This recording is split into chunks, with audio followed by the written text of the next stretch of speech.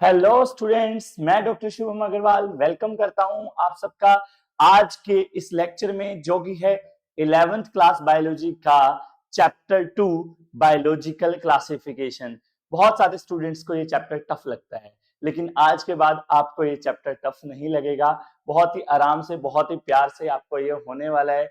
इसको हम बड़ी इंटरेस्टिंग ट्रिक से करने वाले हैं। और ये लेक्चर अपने आप में ना, इसको मैं एक संपन्न नाम दूंगा इस लेक्चर को।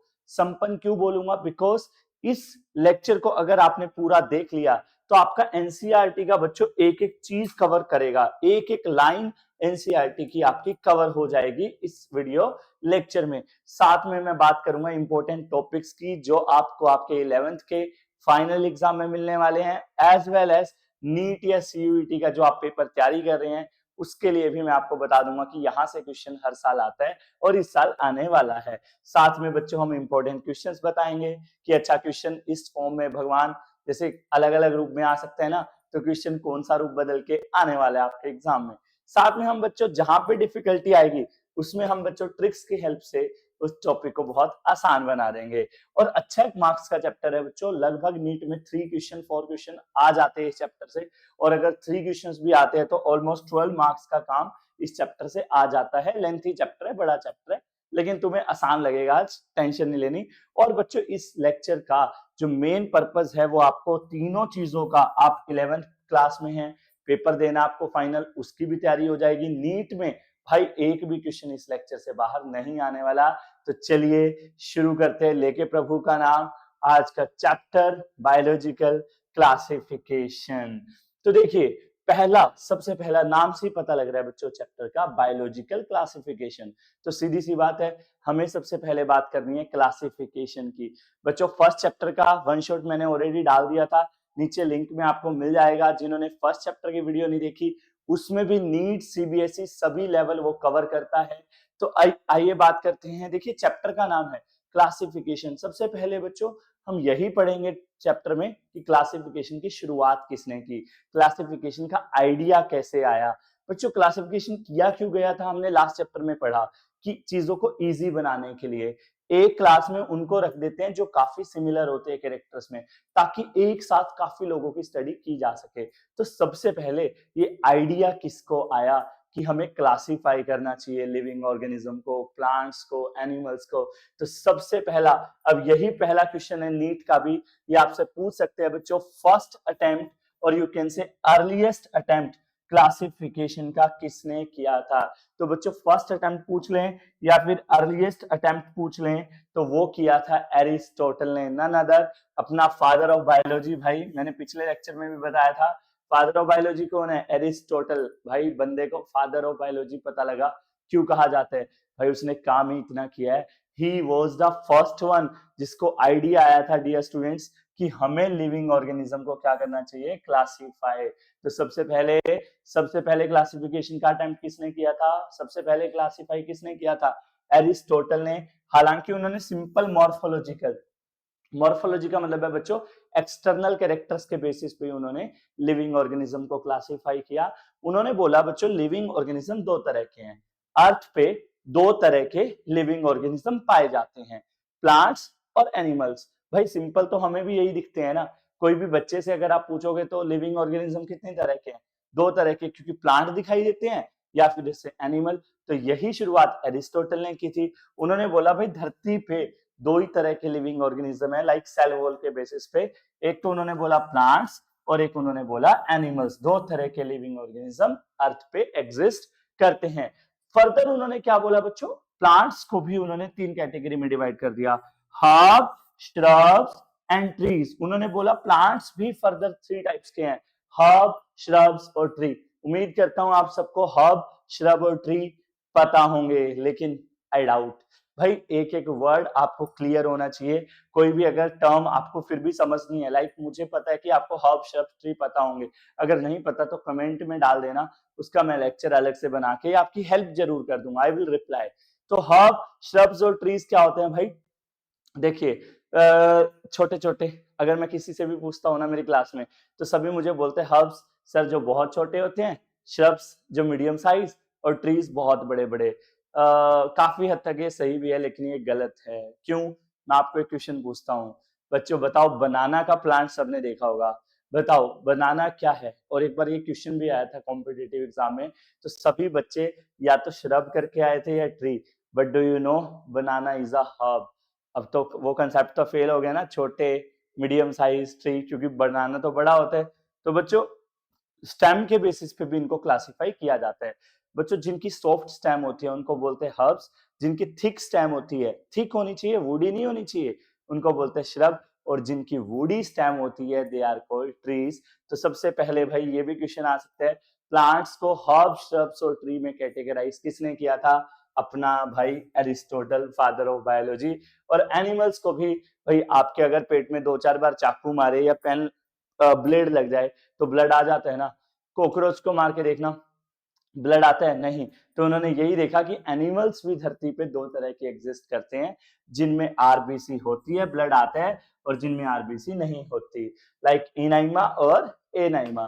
तो बच्चों ये था फर्स्ट अटेम्प्ट, एरिस्टोटल साहब ने किया था। उन्होंने क्या किया था भाई, 3 क्वेश्चन बनते हैं। फर्स्ट टाइम क्लासिफिकेशन का अटेम्प्ट एरिस्टोटल, प्लांट्स को हर्ब, श्रब्स, ट्रीज में डिवाइड एरिस्टोटल, और यस एनिमल्स को दो कैटेगरी में बेस्ड ऑन आरबीसी किसने क्लासिफाई किया? None other Aristotle. नाउ उसके बाद बच्चों अपना आता है, आपको याद होगा फादर ऑफ टेक्सोनॉमी पिछले चैप्टर में बताया था, कार्लस लिनियस। यस उन्होंने बच्चों 2 किंगडम क्लासिफिकेशन दिया था। यस अगर आपसे पूछे कि सबसे पहले लिविंग ऑर्गेनिज्म को प्लांट एनिमल में ग्रुप किसने किया था? एरिस्टोटल। लेकिन 2 किंगडम प्लांटी और एनिमलिया किंगडम किसने बनाए थे? वो बनाए थे कार्ल लिनियस ने।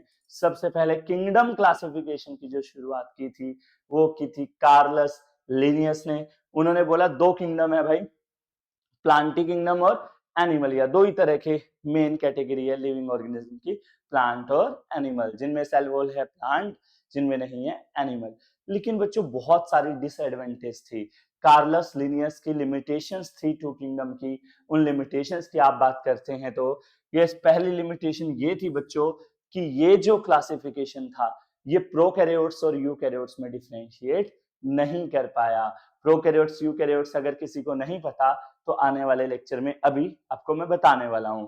तो बच्चों ना तो ये प्रोकैरियोट्स यूकैरियोट्स में डिफरेंशिएट कर पाया, ना ये यूनिसेलुलर मल्टीसेलुलर में डिफरेंशिएट कर पाया, और ना ही ये photosynthetic like algae, non photosynthetic like fungi, इनमें भी ये डिफरेंशिएट नहीं कर पाया, क्योंकि इसने एल्गी फंजाई दोनों को प्लांटी में रख दिया, तो ये एक उनमें डिफरेंशिएशन नहीं हो पाया।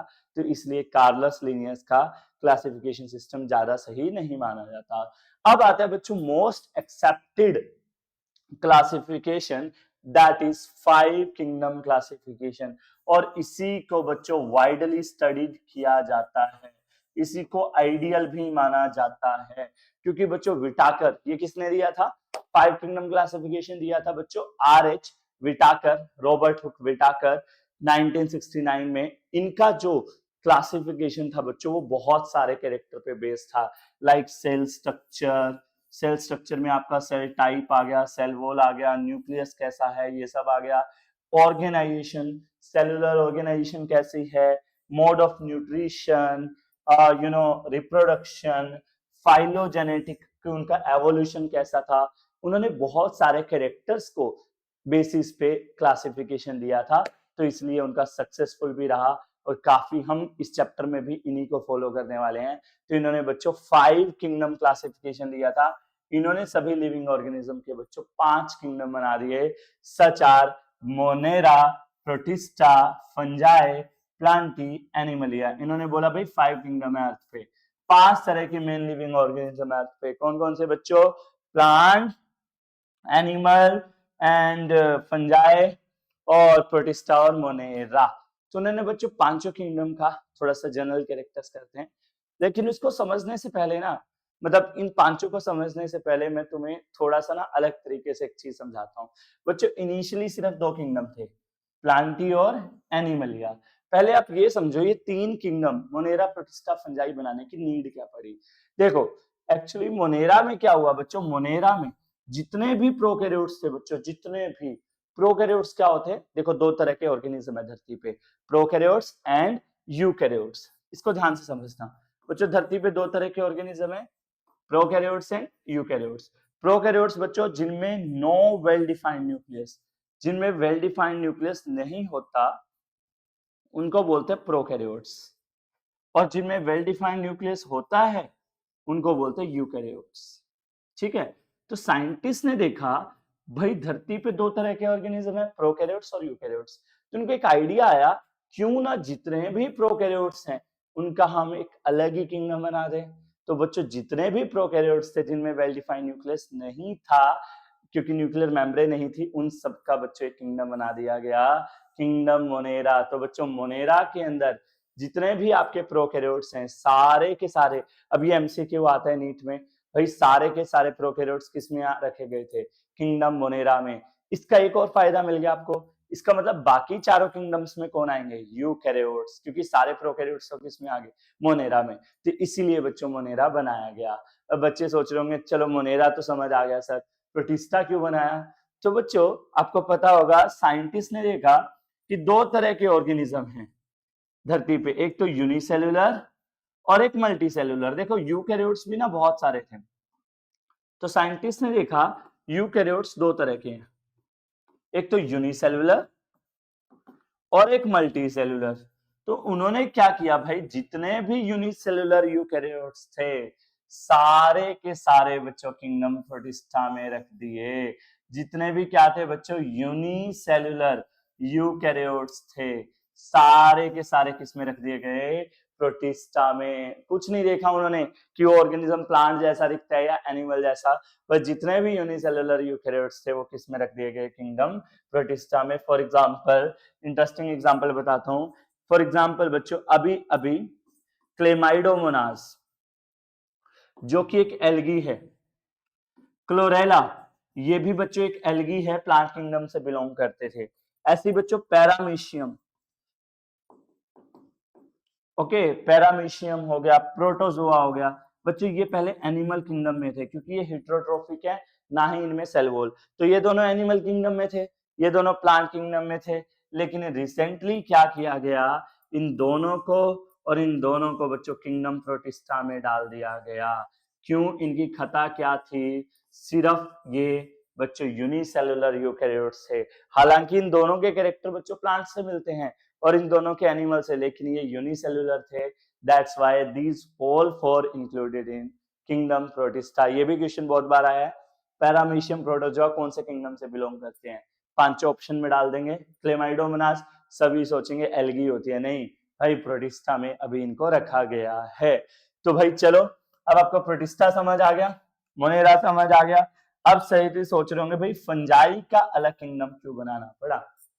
तो भाई ध्यान से सुनो, अब फंजाई की अगर हम बात करें बच्चों, जो फंजाई है, फंजाई को जब साइंटिस्ट ने देखा तो फंजाई बच्चों स्ट्रिक्टली हेटेरोट्रोफिक है। फंजाई क्या है, हेटेरोट्रोफिक। तो प्लांट बोले भी हम तो नहीं रखते इसको अपने साथ, पहले अगर किंगडम प्लांट में थी ये, तो प्लांट बोले हम तो ऑटोट्रोफिक है, ये हेटेरोट्रोफिक है, तो हम नहीं रखते इसको। तो साइंटिस्ट ने सोचा इसको एनिमल किंगडम में रख देते हैं। लेकिन बच्ची सभी फंजाई के पास सेल वॉल होती है, दे हैव सेल वॉल। तो अब एनिमल बोले हम तो नहीं रख सकते इसको अपने साथ क्योंकि इसमें तो सेल वॉल है, हमारे में तो सेल वॉल है ही नहीं। तो बच्चों ना तो इसको हम प्लांट में रख सकते थे, और इनकी सेल वॉल भी काइटिन की बनी होती है जो प्लांट से अलग होती है, तो ना तो इसको प्लांट में रख सकते थे ना एनिमल में। दैट्स वाई इसको फंजाई का एक अलग किंगडम बना दिया गया। तो बच्चों ये था इसका बेसिस कि cell wall, cell structure, nuclear membrane, nutrition, इन सबको बच्चों कंसीडर किया गया 5 किंगडम क्लासिफिकेशन के लिए। नाउ बच्चों अभी रिसेंट एक 6 किंगडम क्लासिफिकेशन भी आया है, या फिर ये पॉपुलर है डोमेन सिस्टम के नाम से। तो बच्चों डोमेन सिस्टम, 3 डोमेन सिस्टम या बायोलॉजिकल क्लासिफिकेशन जो 6 किंगडम है वो किसने दिया था, वो आपको दिया था कार्ल वॉयज ने। यस कार्ल वॉयज ने बच्चों आपका 6 किंगडम और you can say domain system propose किया था। इसने बच्चों 3 डोमेन बना दिए लिविंग ऑर्गेनिज्म के। इसने भाई और दिमाग से खेला, इसने क्या किया, अभी अभी 5 किंगडम बताया आपको, protista, Monera, fungi, plant and Animalia. बच्चों अभी हम मोनेरा पढ़ेंगे डिटेल में। तो मोनेरा में ना 2 तरह के बैक्टीरिया आते हैं, ठीक है, एक तो ट्रू बैक्टीरिया लाइक साइनोबैक्टीरिया, और एक आर्के बैक्टीरिया। तो उसने क्या किया बच्चों, मोनेरा को स्प्लिट करके 2 किंगडम बना दिए, like this is kingdom 1, this is kingdom 2, and बाकी चारों जो किंगडम थे, प्रोटिस्टा, फंजाई, प्लांट, एनिमलिया, इन चारों किंगडम को बच्चों किसमें रख दिया, यूकैरिया में। इसने डोमेन सिस्टम बना दिया बच्चों, और 6 किंगडम क्लासिफिकेशन भी इसको बोला जाता है।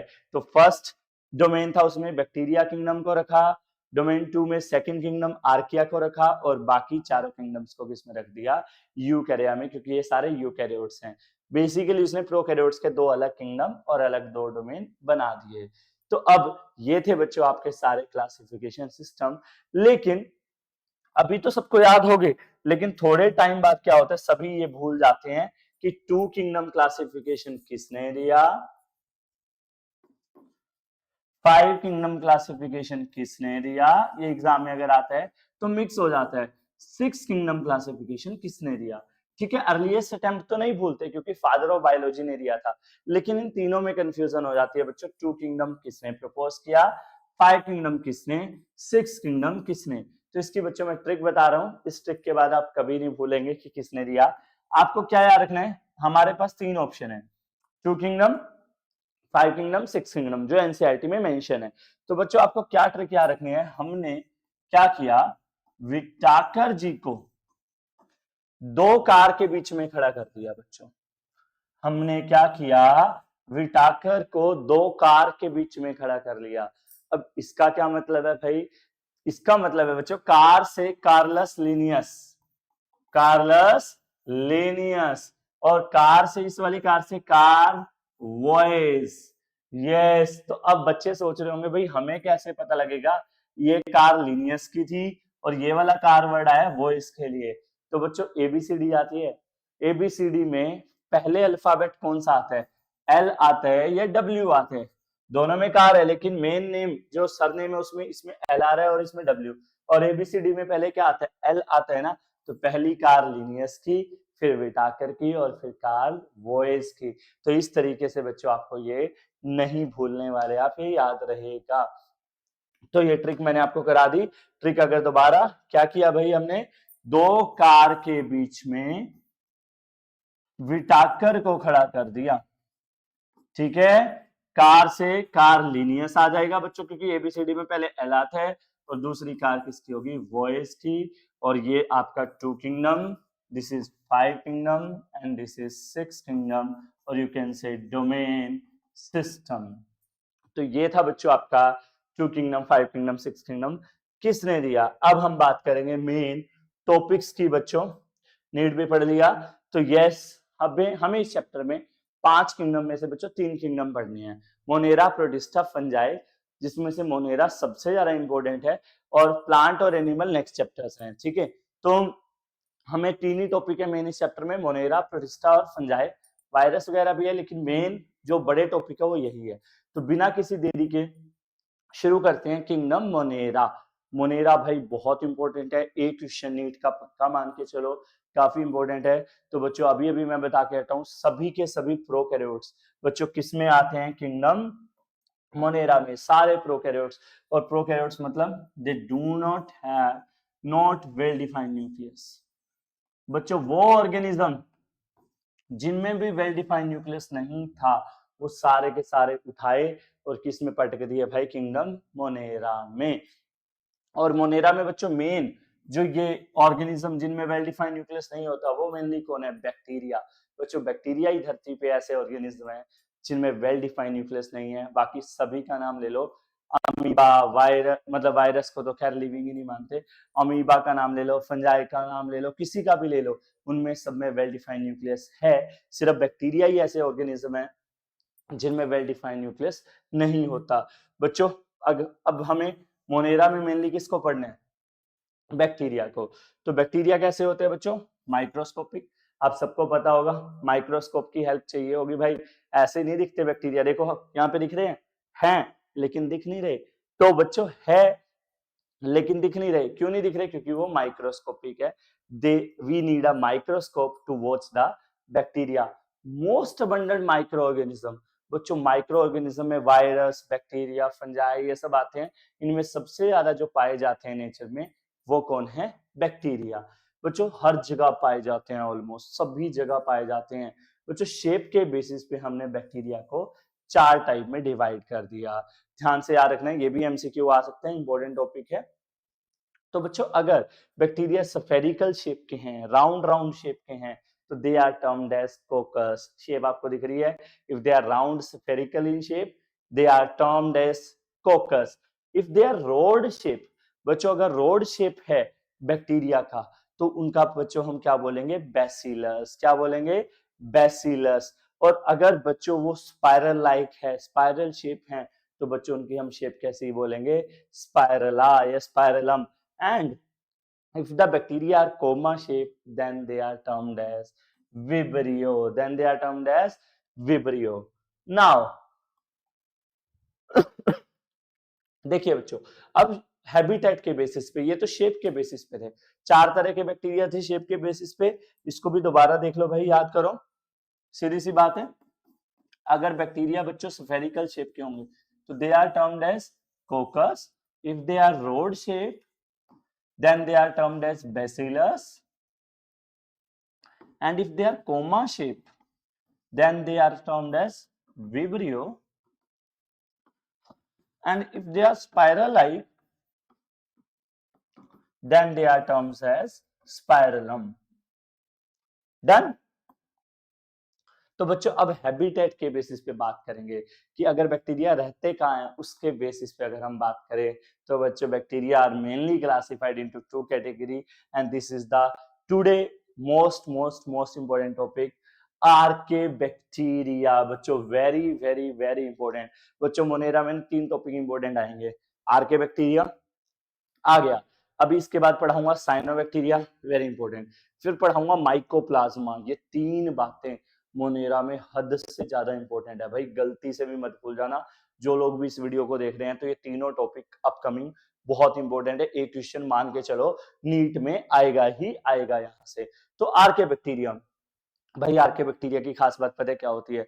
कई लोग नहीं होते यार जिनको ना अकेले रहना पसंद होता है, तन्हाई में अलग सी जगह पे जाके रहना, भाई जहां पे कोई ना हो। बच्चों आर्के बैक्टीरिया भी वैसे कुछ बैक्टीरिया हैं, they live in most extreme condition, harsh condition, जहां पे विपरीत परिस्थितियां होती है ना भाई, वहां पे हार्श हैबिटेट में एक्सट्रीम कंडीशंस में जो रहने वाले माइक्रो ऑर्गेनिज्म है, उनको हम क्या बोलते हैं बच्चों?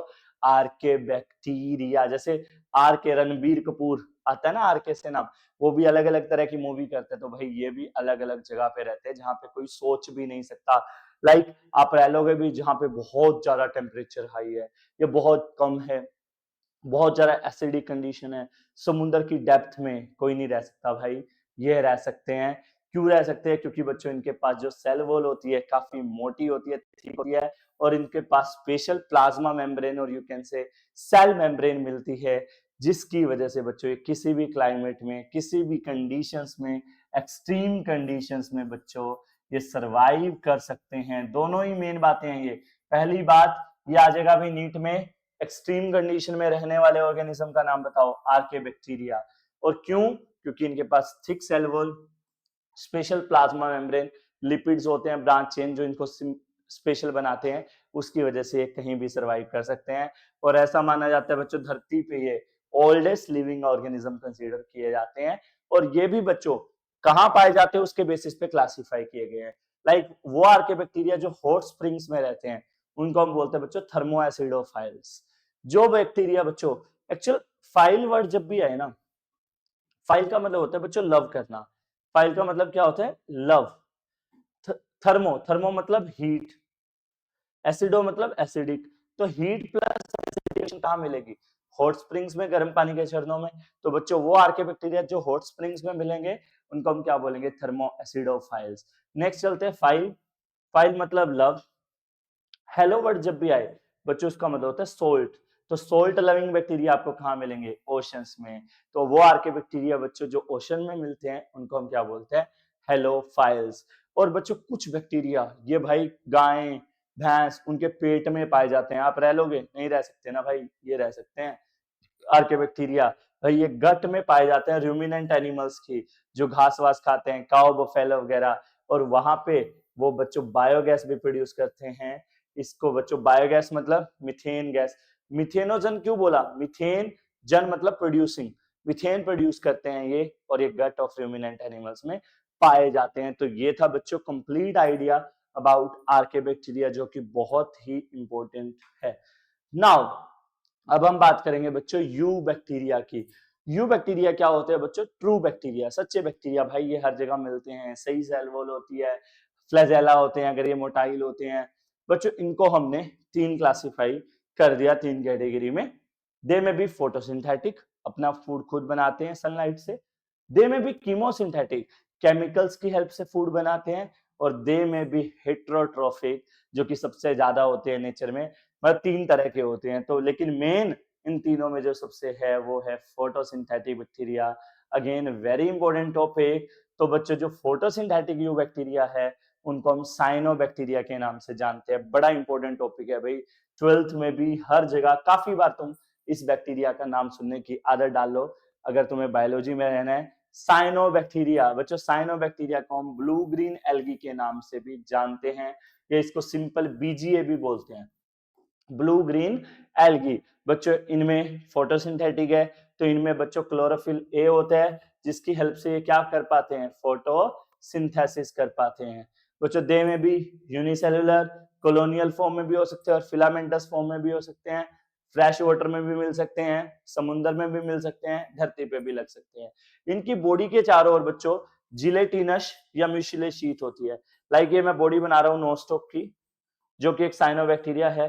तो इनकी बॉडी के चारों ओर बच्चों एक जिलेटिनस शीट मिलेगी, म्यूसिलेज शीट मिलेगी। और बच्चों ये ना पोल्यूटेड वाटर में, कौन से वाटर में? पोल्यूटेड वाटर में एक्सेस ग्रो कर जाते हैं। कर जाते हैं पोल्यूटेड एरिया में, इनकी जो एक्सेस ग्रोथ हो जाती है, और उस एक्सेस ग्रोथ को बच्चों हम क्या कहते हैं? Algal Bloom. What is algal Bloom? जब बच्चों पोल्यूशन वाटर होता है उसमें ब्लू ग्रीन एल्गी एक्सेस में ग्रो कर जाती है एंड फॉर्म एल्गल ब्लूम। और सबसे इंपॉर्टेंट बात करने जा रहे हैं बच्चों, ब्लू ग्रीन एल्गी में और यूं कहूं मैं साइनोबैक्टीरिया में स्पेशल सेल्स होती हैं, जिनको हम बोलते हैं बच्चों हेट्रोसिस्ट सेल, जिसकी हेल्प से बच्चों ये नाइट्रोजन फिक्सेशन करते हैं। सबसे खास बात है बच्चों, साइनोबैक्टीरिया का जब भी नाम आता है तो नाइट्रोजन फिक्सेशन के लिए किया जाता है, और इनके पास ये स्पेशल सेल होती हैं जिसकी हेल्प से ये इस चीज को कैरी कर पाते हैं। एग्जांपल्स की अगर हम बात करूं बच्चों, तो नोस्टॉक और एनाबिना। एनाबिना तो बच्चों आपके जो पैडी फील्ड्स हैं वहां पे नाइट्रोजन सप्लाई कौन करता है? बेसिकली वो एनाबिना ही होता है। जो आप चावल खा पा रहे हैं ना, तो उसमें मत भूलिए एनाबिना नाइट्रोजन सप्लायर था, तभी आपका एनाबिना मतलब हेल्पफुल है बहुत ज्यादा हमें नाइट्रोजन को सप्लाई करने में। तो ये था बच्चों साइनोबैक्टीरिया, बहुत इंपॉर्टेंट है। सीधी सी बात है भाई, क्लोरोफिल ए होता है, एल्गल ब्लूम बनाता है, जिलेटिनस शीट होती है भाई इसके पास, और क्या होता है? स्पेशल सेल होती है हेट्रोसिस सेल, जिसकी हेल्प से क्या करते हैं? Nitrogen fixation. एग्जांपल है नोस्टॉक, एनाबिना, और क्लोरोफिल ए होता है भाई, जिससे ये क्या कर पाता है? फोटोसिंथेसिस। नाउ अगर हम बात करें बच्चों कीमोसिंथेटिक बैक्टीरिया की, तो नाम से ही पता लग रहा है भाई ये इनऑर्गेनिक सब्सटेंस का यूज करके, like nitrate, sulphate, nitrites, ammonia, उनकी हेल्प से ये क्या प्रोड्यूस करते हैं बच्चों? एटीपी। इनका रोल क्या है बच्चों इकोसिस्टम में? ये कहीं ना कहीं रिसाइकलिंग ऑफ मिनरल्स में हेल्प करते हैं। नाइट्रोजन, फॉस्फोर, सल्फर को चक्कर घुमा के रखते हैं भाई, कौन? Chemosynthetic bacteria. At last will talk about heterotrophic bacteria. बच्चों इन तीनों में, फोटोसिंथेटिक, कीमोसिंथेटिक, हेट्रोट्रोफिक में सबसे ज्यादा जो है मोस्ट अबंडेंट जो बैक्टीरिया हैं वो हेट्रोट्रोफिक ही हैं। और उनमें भी बच्चों स्पेशली दे आर डीकंपोजर्स, मतलब दे आर सेप्रोट्रोफिक वन। कोई भी डेड बॉडी है तो उस पे ये फीड करते हैं, तो कहीं ना कहीं हम ये भी कह सकते हैं they also helps in process of decomposition. बच्चों कोई भी डेड बॉडी है वो धीरे धीरे डिकम्पोज हो जाती है, खत्म हो जाती है, उसमें भी बच्चों हेट्रोट्रोफिक बैक्टीरिया ही रोल प्ले करते हैं। बच्चों इनकी बहुत ही ज्यादा इकोनॉमिक इंपॉर्टेंस है। लाइक बच्चों जितने भी बैक्टीरिया से मिलने वाले प्रोडक्ट हैं, curd, antibiotic, nitrogen fixation in legume plant, legume plant होता है बच्चों फलीदार पौधे, लाइक पी, बीन्स वगैरह, है ना, और आपका कर्ड, चीज, बच्चों जितने भी आपकी एंटीबायोटिक है, स्टेप्टोमाइसिन, बहुत सारी मेडिसिन हैं, आपके प्रोडक्ट्स हैं, चीज, कर्ड, कर्ड भी है, हाँ ठीक है, सब किससे मिलते हैं, हेटेरोट्रोफिक बैक्टीरिया से। भाई फायदे नहीं है, इनके नुकसान भी हैं बच्चों, बहुत सारे disease like typhoid, pneumonia, in fact book में नहीं दे रखा, निमोनिया, टाइफाइड, टीबी, ठीक है, सिट्रस कैंकर, ये सभी के सभी बीमारियां भी बच्चों कौन फैलाता है, हेटेरोट्रोफिक बैक्टीरिया। तो भाई यहां से ऐसा क्वेश्चन आ सकता है कि भाई और नुकसान मेनली कौन करता है, हेटेरोट्रोफिक बैक्टीरिया। लास्ट बच्चों मोनेरा खत्म होने वाला है, अब लास्ट ही टॉपिक है रिप्रोडक्शन इन बैक्टीरिया। बच्चों बैक्टीरिया में रिप्रोडक्शन कैसे होता है, तो it can be by asexual, it can be by sexual. Asexual तो स्पेशली बच्चों फिजन से होता है, बाइनरी फिजन अमीबा में बहुत कॉमनली होता है, और सम टाइम बाय स्पोर्स भी होता है। सेक्सुअल बच्चों सिंपल है, एक बैक्टीरिया है, ये दूसरा बैक्टीरिया है, तो बच्चों इनमें एक कॉन्जुगेशन ट्यूब बनेगी, और इस कॉन्जुगेशन ट्यूब से बच्चों जेनेटिक मटेरियल एक्सचेंज हो जाएगा। This is how sexual reproduction occurs in bacteria, जो कि इंपॉर्टेंट नहीं है। नाउ मैंने आपको बार बार बताया था कि सबसे इंपॉर्टेंट अगर टॉपिक है मोनेरा का, तो वो है बच्चों माइकोप्लाज्मा। हद से ज्यादा इंपॉर्टेंट है भाई माइकोप्लाज्मा। तो अगर हम माइकोप्लाज्मा की बात करें, तो बच्चों माइकोप्लाज्मा में सेल वॉल नहीं होती, they lack cell wall. They are the smallest living organism, around 0.12 बच्चों 0.3 माइक्रोमीटर इनका साइज होता है, बहुत ही छोटे होते हैं ये। और इनकी खास बात पता है क्या है भाई, तुम नाक को बंद करके थोड़ी कितनी देर सांस ले लोगे, नाक बंद कर दो, कितनी देर जिंदा रह लोगे, कोई कहेगा 1 मिनट 2 मिनट, सही बताऊं भाई तुम्हें कुछ नहीं होगा, अरे मुंह से सांस ले लोगे, मजाक कर रहा हूं, ठीक है। एक्चुअली में आप ऑक्सीजन के बिना नहीं जिंदा रह सकते, लेकिन बट ये रह सकते हैं। और बच्चों ये डिजीज कॉजिंग होते हैं, पैथोजेनिक का मतलब they cause disease in plants and animals and they do not respond to antibiotics. बच्चों एंटीबायोटिक्स का इन पे कोई असर नहीं होता, क्योंकि सेल वॉल नहीं होती इनके पास। और इनका बच्चों और भी बहुत सारे नेम है, ये जो व्हाइट से लिखे है ना मैंने, ये एनसीईआरटी में गिवन नहीं है। इनको बच्चों PPLO, pleuropneumonia like organism, mycoplasma like organism, या जोकर्स ऑफ प्लांट किंगडम भी कहा जाता है। तो बच्चों ये था आपका पूरा मोनेरा। मोनेरा में बच्चों 3 बातें बहुत इंपॉर्टेंट है, मैं फिर से बता रहा हूं। एक तो आपका आर्के बैक्टीरिया, और एक आपका माइकोप्लाज्मा जो कि आपकी आंखों के सामने है, और एक आपका साइनोबैक्टीरिया। ये 3 बातें बच्चों बहुत ही इंपॉर्टेंट है। तो ये था बच्चों आपका बायोलॉजिकल क्लासिफिकेशन का पार्ट 1, और अब हम पार्ट 2 में बाकी टॉपिक्स की बात करने वाले हैं। Thank you so much.